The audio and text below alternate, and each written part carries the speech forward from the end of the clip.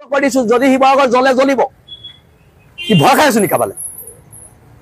সিহঁতি জ্বলাব আমি কি হাতত খাৰু পিন্ধি আছো জ্বলিব শিৱসাগৰ জ্বলিব মই কৈ দিলো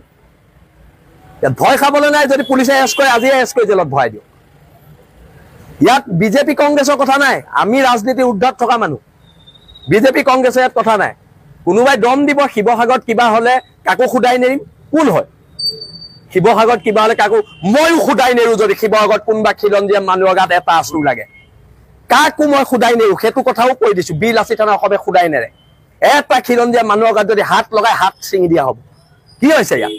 দাদাগিৰি চলিছে ধৰ্মৰ আফিম খাই আছে সিহঁতি আমি ধৰ্মৰ আফিম নাই খোৱা ধৰ্মৰ আফিম সিহঁতি খাই আছে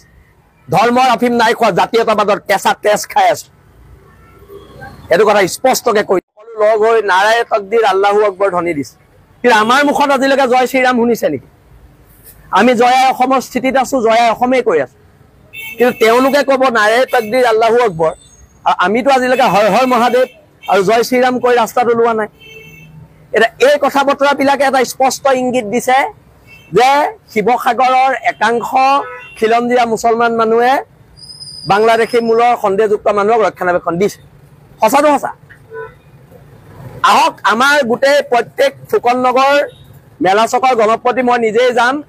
এক ঘৰ মানুহৰ পিছফালে হিন্দু বাংলাদেশী আছে নি আপোনালোকে দেখুৱাই দিয়ক সৰজমিন তদন্ত কৰক আপোনালোকে যেতিয়ালৈকে আমি হিন্দু বাংলাদেশী বিৰোধ কৰি আছিলো মাৰোৱাৰী মানুহৰ বিৰোধ কৰি আছিলো বেংগলী মানুহৰ বিৰোধ কৰি আছিলো বিহাৰী মানুহৰ বিৰোধ কৰি আছিলো তেতিয়ালৈকে আমি জাতীয়তাবাদী